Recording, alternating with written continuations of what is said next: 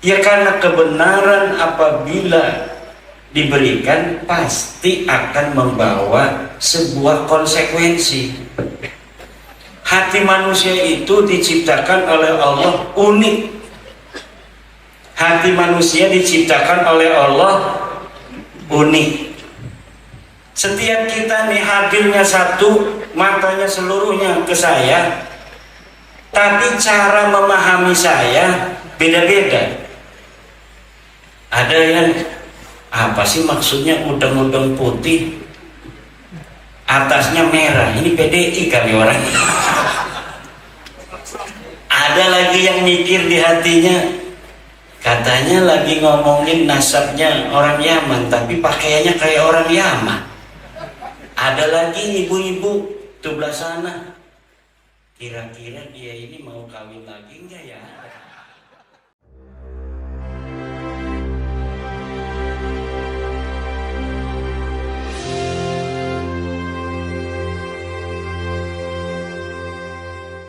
Ketua PBNU, saya amati juga diam. Dan ini untuk kedepannya, untuk masalah nasab, ini mohon penjelasannya Bapak Imad, biar mungkin ini jangan berlarut-larut Pak Kiai, ini mohon nanti penjelasannya, penjelasannya bagaimana. Termasuk juga dari kesepuan PBNU, Rais Am, Miftahul Ahyar juga kayaknya masih ngambang itu, bahkan tidak berpihak kepada kita termasuk. Jadi mohon penjelasannya kepada Bapak Kiai Ahmad untuk permasalahan ini kedepannya bagaimana biar tuntas lah. Terima kasih. Kita dalam berdakwah, di dalam menyampaikan kebenaran,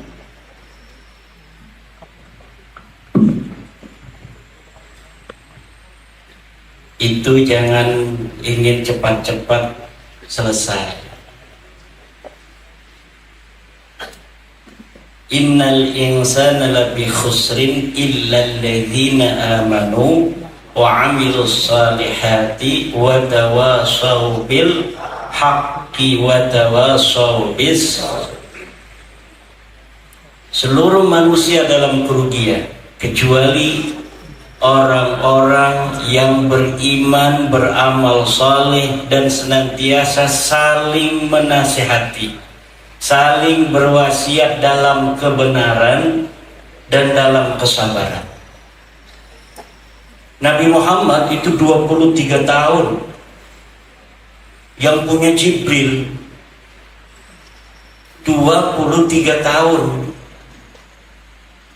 Saya punyanya cuma PWI, ngopi melulu. Yang punyanya malaikat yang gak ngopi gak tidur 23 tahun, itu baru al-yawma akmaltu lakum dinakum wa asmantu alaikum ni'mati wa raditu lakumul islama dina. Ini baru 2 tahun, masih 21 tahun lagi. Kalau kita melihat perjuangan, siapa yang pertama pecah? Keluarga Nabi dulu. Abu Lahab dengan Hamzah. Hamzah masuk Islam, Abu Lahab tidak masuk Islam. Ada yang tengah-tengah, Abu Thalib. Mirip sekarang juga. Ada yang langsung gagah perkasa kayak Hamzah, Muhammad benar. Betul? Ada yang kayak Abu Lahab, salah, sesat itu Muhammad, Khawarij. Ada yang ke Abu Thalib, ke sana, guys, ulah, jangan mau nyakitin, hadapin saya. Ada yang begitu.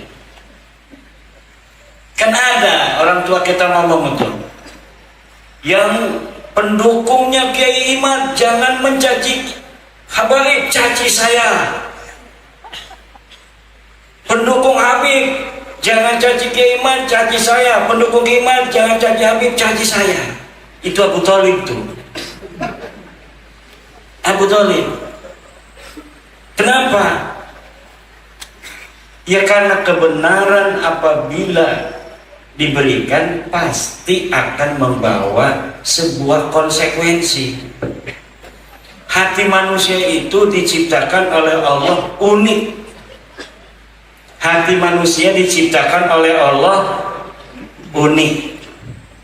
Setiap kita nih hadirnya satu, matanya seluruhnya ke saya, tapi cara memahami saya beda-beda.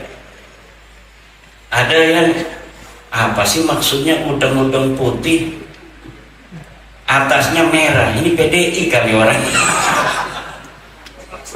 Ada lagi yang mikir di hatinya, katanya lagi ngomongin nasabnya orang Yaman tapi pakaiannya kayak orang Yaman. Ada lagi ibu-ibu tuh belah sana, kira-kira dia ini mau kawin lagi enggak ya? Saya masih punya anak perempuan lagi tahfidz gitu. Itu Kiai. Macam-macam. Hati itu cara memahami, cara dalam merespon itu berbeda-beda. Jadi itu saja. Saya kan hanya meneliti nasab Pak MWC, Pak Ranting. Tidak bisa menebak apa yang akan terjadi, solusinya seperti apa. Saya juga nggak paham solusinya apa. Saya nggak paham solusinya. Yang saya tahu, Habaib bukan cucu Nabi. Berdasarkan penelitian saya, berdasarkan dalil-dalil yang jelas, orang yang namanya Ubaid, yang katanya leluhurnya para Habaib, yang katanya wafat 383, katanya punya ayah namanya Ahmad bin Isa. Ini cucu Nabi asli nih. Dia tertulis namanya dari mulai abad ke-5, ke-6, ke-7, ke-8, ke-9. Ada semua tuh kitab-kitab nasab duk capilnya itu. Di setiap masa ada. Ditulis Ahmad bin Isa, anaknya Muhammad An-Naqib, anaknya Ali Al-Uraidi, anaknya Ja'far Shadiq, anaknya Muhammad Al-Baqir, anaknya Ali Zainal Abidin, anaknya Husain, anaknya Siti Fatimah Az-Zahra, anaknya Nabi Muhammad. Semuanya ditulis. Sahih. Ahmad bin Isa ini adalah cucu baginda Nabi besar Muhammad sallallahu alaihi wasallam. Nah, ini yang wafatnya ini 345 Ahmad bin Isa, yang di kitab-kitab itu ada, dicatat anaknya cuma 3. Satu namanya Muhammad, kedua namanya Ali, ketiga namanya Husain. Jadi namanya 3. Dari mulai abad di mana dia hidup, kemudian kitab-kitab banyak dicatat, ditulis, semuanya ngomongnya begitu. Tidak ada yang mengatakan punya anak namanya Ubaid. Baru di abad 9 ada kiai namanya Ali As-Sakron.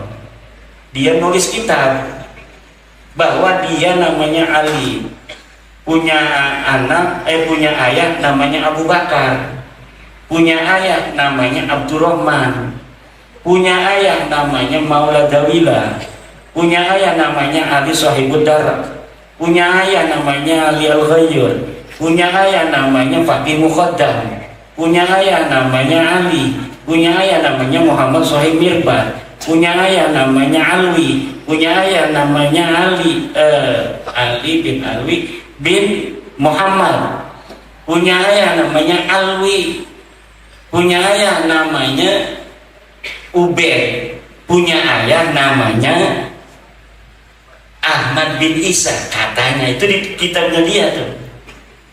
Itu mulainya pengakuan abad ke-9 Hijriyah. Dari mulai situlah kemudian kitab-kitab yang lain, karena dia kiai punya murid, muridnya nyatet. Termasuk Ibnu Hajar, dia punya guru sepupunya Ali Al-Sakron ini, namanya Al-Idrus. Nah akhirnya sampai sekarang dalam kitab itu, kata Ustadz Hanif Alatas tuh, sudah 180 kitab yang menulis bahwa Ubed punya ayah namanya Ahmad bin Isa. Kenapa? Ya dari mulai abad 9 itu. Sebelumnya mah nggak ada.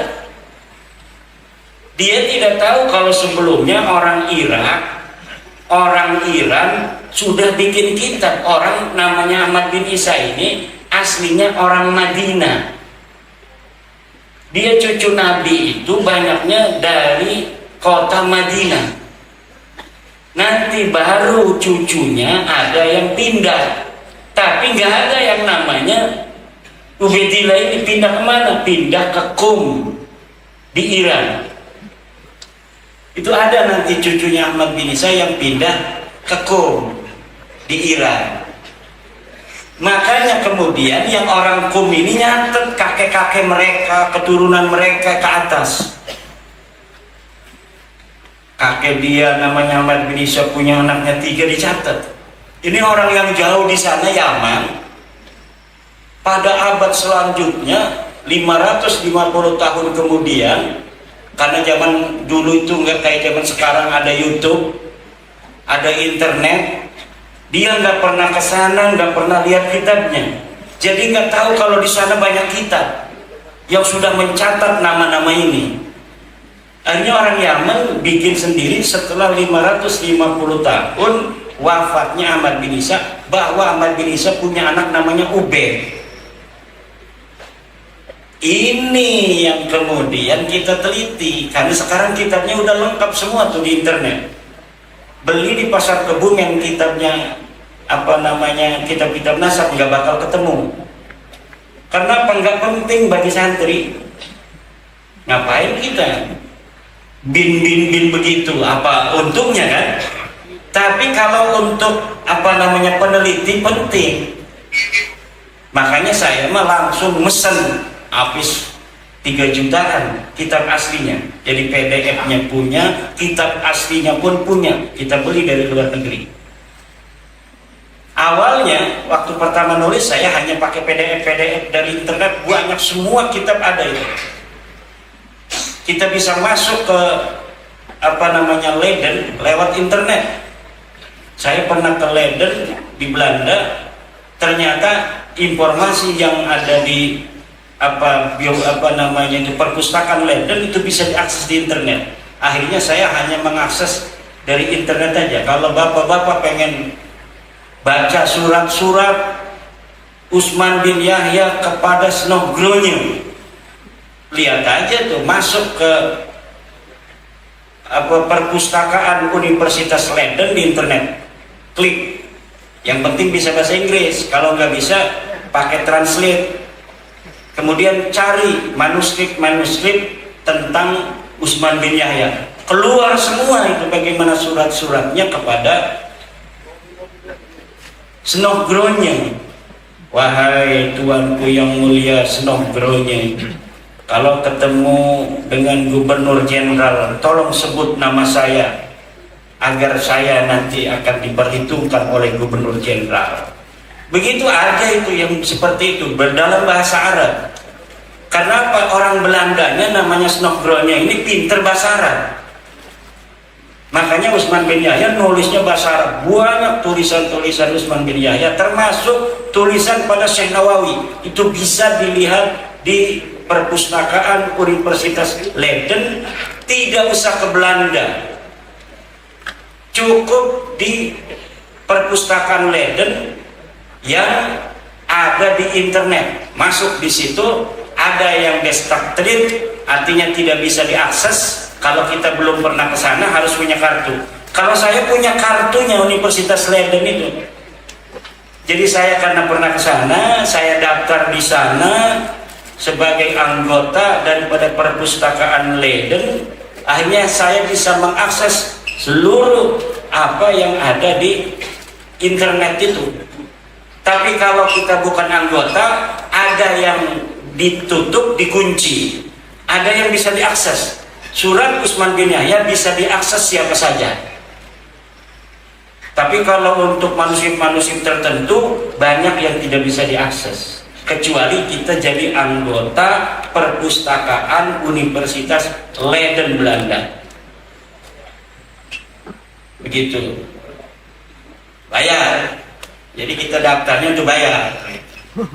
Itu walaupun adanya di luar universitas, itu nggak bisa diakses dari internet itu, walaupun begitu dekat.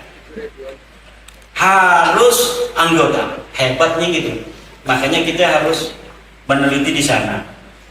PBNU kemarin mengutus juga salah seorang peneliti ke Universitas Leiden. Saya minta juga surat yang lain, karena saya tidak bisa mengakses surat yang bukan dari Utsman bin Yahya sekarang. Yang bisa diakses surat Utsman bin Yahya langsung dipoto oleh dari teman yang dari PBNU. Selain Utsman bin Yahya, ternyata juga membuat doa untuk Ratu Wilhelmina, namanya Ismail Al-Atos. Itu bikin surat, bikin doa untuk Ratu Wilhelmina. Sama saja. Nah, tetapi para hadirin, kembali ke pertanyaan ya. Saya ini sebenarnya karena tadi digocok-gocok di mobil, jadi mobilnya pakai patwal. Coba dari Pasuruan ke sini, di sana pakai patwal, di sini pakai patwal. Nggak bisa istirahat, 140 terus, ngok gitu. Jadi masih rada buyang. Karena mobilnya nggak bisa berhenti, mau apa nggak bisa kan, pakai polisi, masa kita yang berhenti polisinya jalan gitu. Nah, kita kembali ke tadi ya, belum selesai. Kemudian bukan hanya tidak ada di dalam kitab nasab, Pak. Dalam sejarah pun, semua kitab sejarah yang ditulis di abad-abad itu kan banyak itu kitab. Imam Syafi'i itu, Pak Kiai, itu wafatnya 204 Hijriah. Beliau lahir 150 Hijriah. Kan punya kitab namanya Al-Um, berjilid-jilid. Ibnu Hisham berjilid-jilid kitab sejarah. Itu Ibnu Ishaq aja 80 Hijriah. 80 Hijriah sudah ada kitab sejarah Ibnu Ishaq. Kemudian dilanjutkan oleh Ibnu Hisham.